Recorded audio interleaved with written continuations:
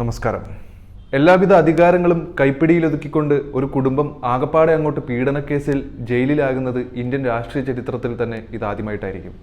ഇവിടെ പ്രത്യേകം എടുത്തു പറയേണ്ട ഒരു കാര്യം മുൻ പ്രധാനമന്ത്രിയുടെ മക്കളും ചെറുമക്കളുമാണ് ഇതിൽ അകത്തായിരിക്കുന്നു എന്നുള്ളതാണ്. ഇന്ത്യയുടെ 11ാം പ്രധാനമന്ത്രിയും രാജ്യത്തെ തലതൊട്ടപ്പനായ നേതാക്കളിൽ ഒരാളായ എച്ച്.ഡി. ദേവഗൌഡയും അദ്ദേഹത്തിൻ്റെ മൂത്ത മകനും കുടുംബവുമാണ് അധികാരത്തെ മറയാക്കിക്കൊണ്ട് സകലമാന മോശം പ്രവർത്തികളും ഇപ്പോൾ ചെയ്ത് പണി വാങ്ങിച്ചു കൂട്ടിയിരിക്കുന്നത്. 6 പതിറ്റാണ്ടിലേറെയായി കർണാടക രാഷ്ട്രീയത്തിൽ കിരീടം ചൂടാത്ത രാജാക്കന്മാരാണ് ദേവഗൌഡയും അദ്ദേഹത്തിൻ്റെ കുടുംബവും. അച്ഛനെ പോലെ തന്നെ കർണാടകയിലെ കുടുംബ പാർട്ടിയുടെ നേതാക്കന്മാരാണ് എച്ച്.ഡി. രേവണ്ണയും എച്ച്.ഡി. കുമാരസ്വാമിയും. കുമാരസ്വാമി നിലവിൽ കേന്ദ്രത്തിൽ ഉരുക്ക് ഖന വ്യവസായ മന്ത്രിയാണ്. കുമാരസ്വാമി കർണാടകയിലെ മുഖ്യമന്ത്രി കൂടിയായിരുന്ന ഹാസൻ ജില്ലയിലെ ചോദ്യം ചെയ്യാൻ കഴിയാത്തൊരു അധികാര ബിന്ദുവാണ് രേവണ്ണ കുടുംബം. ഹാസനിൽ നീതിയും ന്യായവുമൊക്കെ നിർണ്ണയിക്കുന്നത് രേവണ്ണ കുടുംബമാണിപ്പോൾ. ഹാസനിൽ നീതിയും ന്യായവുമൊക്കെ രേവണ്ണ പറയുന്നതുമാണ്. അതാണ് അവിടുത്തെ അവസ്ഥ. അതുകൊണ്ട് തന്നെ ഇവരുടെ തോന്നിയവാസങ്ങളെക്കുറിച്ചൊന്നും പരാതി നൽകാൻ ആരും മുന്നോട്ട് വരികയില്ല എന്നുള്ളതാണ് വാസ്തവം.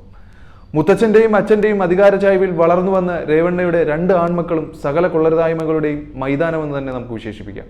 ശരിക്കും ഹാസന്റെ ആധിപത്യം അവരിൽ കേന്ദ്രീകരിച്ചാണ് ഉണ്ടായിരിക്കുന്നത്. ഗ്രാമവാസികൾക്കെല്ലാം ഇവരെ വലിയ ഭയമായിരുന്നു. രേവണ്ണയുടെ ഇളയ മകൻ എഞ്ചിനീയറിംഗ് ബിരുദധാരിയായ പ്രജ്വൽ 17ാം ലോക്സഭയിൽ ഹാസനിൽ നിന്നുള്ള ഒരു MP കൂടിയായിരുന്നു.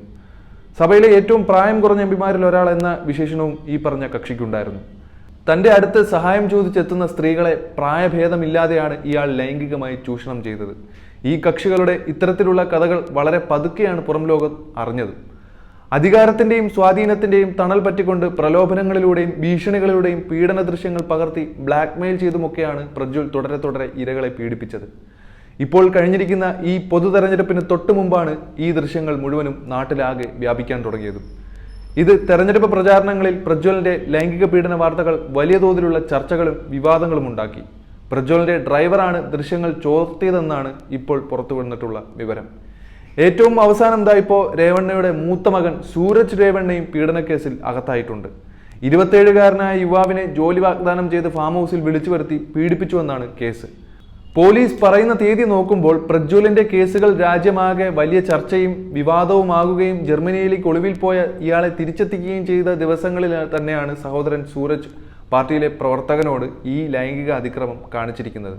വല്ലാത്തൊരു കുടുംബം തന്നെ ഇതെന്ന് പുറത്തുള്ളവർ പറയുമെങ്കിലും ഹസനിലെ കർണാടകയിലോ ഉള്ളവർക്കൊന്നും ഇപ്പോൾ വരുന്ന വാർത്തകളിലൊന്നും വലിയ ഞെട്ടലില്ല എന്നുള്ളതാണ് മറ്റൊരു വസ്തുത.